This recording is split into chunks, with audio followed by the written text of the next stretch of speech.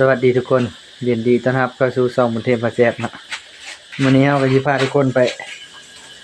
ปหาเห็ดนะทุกคนนะไปหาเห็ดโฮนูหรือว่าเห็ดกระตันบ้านเฮานะทุกคนเนาะได้บ่ได้เฮาก็ไปลุ้นนำกันนะทุกคนเนาะไปกันเลยทุกคนเราก็ได้มาห้ำฮอดบอนที่มีเห็ดในเห็ดบ่อนทุกคนเนาะไม่ให้นะทุกคนเนาะ ไม่ให้หรือว่าต้นไทรเนาะนี่ละทุกคน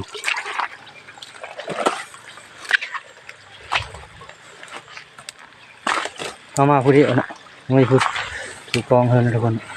เห็ดเห็นไหมทุกคนเห็ดหัวงูเนาะเต็มไปหมดทุกคนครับเราเห็นกระไรเห็นมันนะทุกคนเห็นไหมให้ทุกคนมาเบิ่งเห็นมันนะทุกคนยังเห็นมันกำลังออกเห็ดหัวงู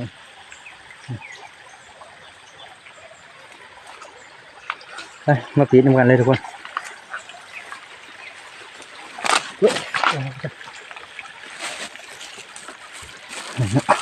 เต็มไปหมดทุกคนนะเอาไปถือก็เอาไปถือขาของขาหันมาเนาะทุกคนเนาะ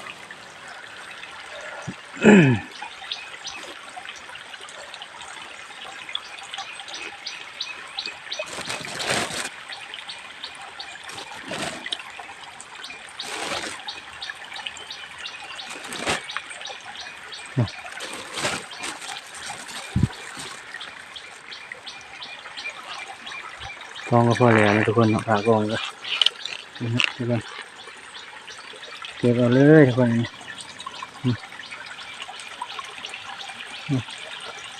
เจ็ดถุง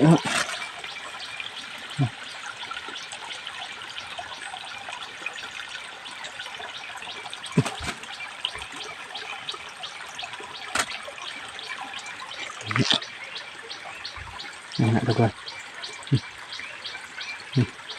ดอกงามสวย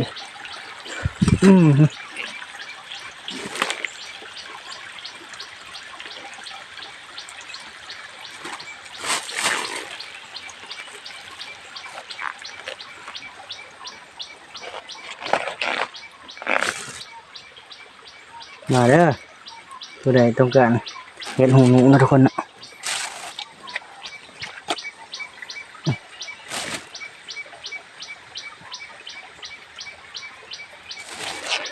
จะหากินง่ายอยู่ทุกคนเนาะก็คือเด็กอยู่บ้านเฮาเนาะเห็นมัน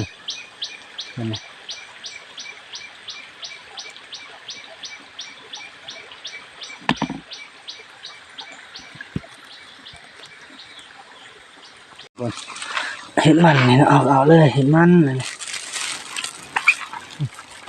เห็ดเนี่ยเห็ดกระตัน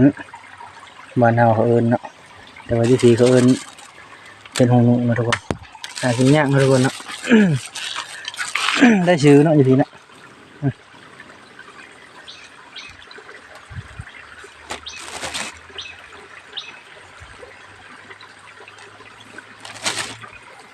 มายำนะทุกคน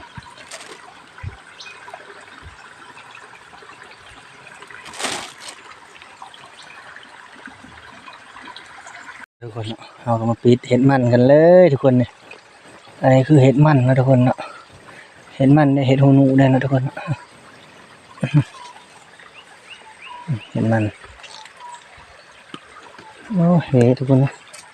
ดอกมันใหญ่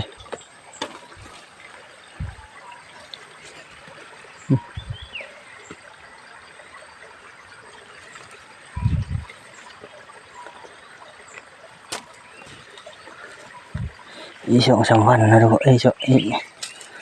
นะทุกคนเนาะมันใหญ่กว่านี้ก่อนเนาะอันนี้มันยังน้อยอยู่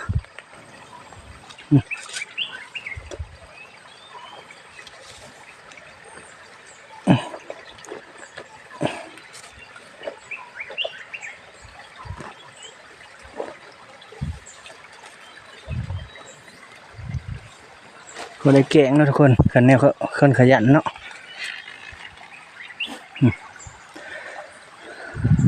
ถ้าคนบ่ขยันก็บ่ได้กินนะทุกคนซื้อ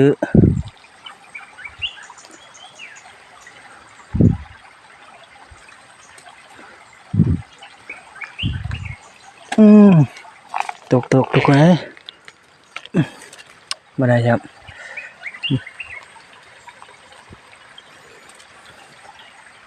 คนน่ะเอาเก็บเบิดเลยนะทุกคนเนาะได้หลายเติบทุกคนเอ้ยเดี๋ยวยังนะทุกคนเนาะเดี๋ยวเอาอีกก่อนโอ้หนาวเลยทุกคนเลยหนาวเลยดอกง่ายๆหนาวจับทุกคนเลยได้หลายเติบเกือบโลเลยทุกคนนี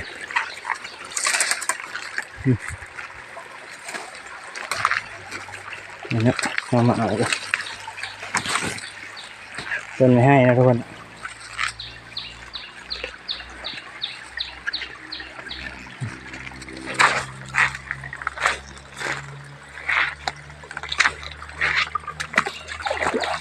ฝนตกเมื่อวานทุกคนน้ำไหล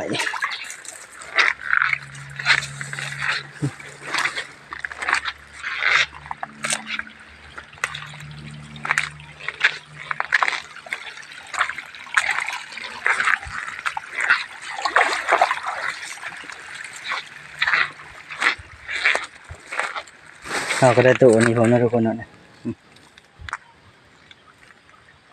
แล้วก็ได้ประมาณนี้ทุกคนเนาะเต็มกระโตกเลยทุกคนแต่ว่าเฮ็ดมันมองงามปานใดเนาะเอาล้างเอาทุกคนแล้วก็มีเห็ดมันเลย